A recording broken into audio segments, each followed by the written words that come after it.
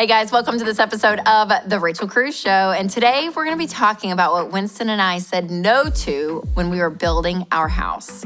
So living debt-free and being on a budget takes a lot of discipline, no matter where you are in the baby steps. And sacrifice obviously looks different for every family and every phase of life. But I just wanted to give you guys a glimpse into what life looked like when we had a really big goal of paying for our house as it was being built. So if you are currently in the weeds of baby steps 1 through 3, you are feeling the sacrifices of gazelle intensity. So maybe this is just some encouragement for you to know that what you are doing, your effort is worth it. I'm telling you, because the things you're learning now are things you may take with you throughout your entire financial journey, especially if something big comes up later in the future.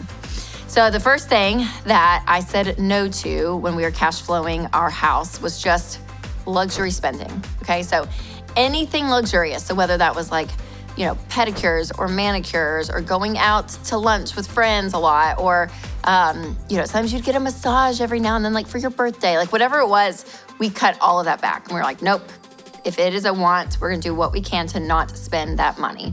And even house cleaning, like I had someone come clean our house and we stopped that for a period of time. And that was hard. I do love that. It's so nice with little kids, and our house was disgusting, but I was like, nope, wherever we can save, that's what we're gonna save.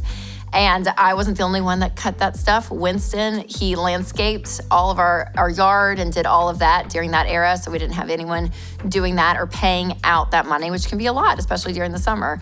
So again, whether it was small perks, and I know a lot of this is like first world problem stuff, but it was just anything in our budget that we knew we could live without and we could have later down the road. But any amount of cash that we could have month to month was important. And guess what? We survived, and you can too. Okay, before we dive into the rest of this list, I want to tell you more about one of our sponsors, Carly Jean Los Angeles. So I love clothes, and there are clothes in my closet that I never wear though, and I admit it, but trying to simplify, that is one of the reasons I love Carly Jean capsule pieces, because every piece can be mixed and matched to become a key part of your look. Carly Jean clothes are classic and flattering. They'll save you money because you can wear them in multiple ways instead of just for one occasion. So simplify the way you dress without sacrificing your style. Go to carlyjeanlosangeles.com and use code Rachel for 20% off your first purchase. So that's 20% off the entire site at carlyjeanlosangeles.com with code Rachel. All right, the second thing that I said no to when we were cutting back was travel. So we love to travel, and we were doing, some small vacations here or there, but we cut everything out. And we're like, nope, no anniversary trips, no birthday trips, no summer trips, nothing. So we pulled together all of our staycation tricks for that season of life, and again, limited our spending as much as possible. The third thing that I said no to was any major purchases that we could wait on. So for us, our cars, Winston was driving a truck that was over a decade old. Mine was, I think, bumping up to 11 years. And so they were fine, but they were getting to that point that I was like, it would be nice to replace these cars at some point.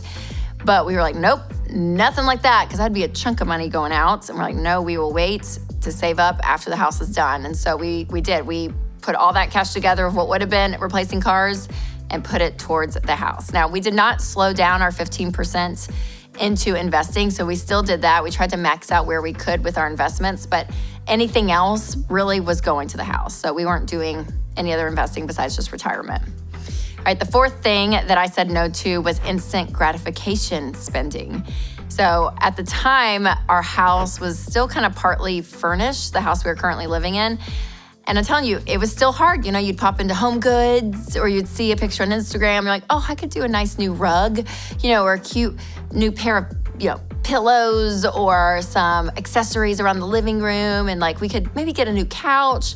Like, it was stuff that I just found day to day that I was like, oh, it would be nice to have. But we said no. So we really were aware, though, of the comparison that creeped in. Because when you do have a hard line, they said, no, we're not spending money on things we don't have to spend money on. You suddenly realize, oh, wow, Instagram is very convincing. That shows you that you feel like you have to have these things, and you don't. You really, really don't. So the idea that there's going to be new things to buy, that's going to be everywhere, you guys, and all the time. So when you actually save up and pay cash for stuff, when you're not working towards a big goal, it's great. So consumerism is not going anywhere. So exercise some patience and just take it one step at a time.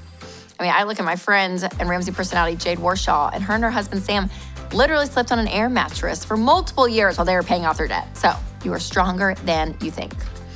And lastly, it's not actually a no, it's more of a yes.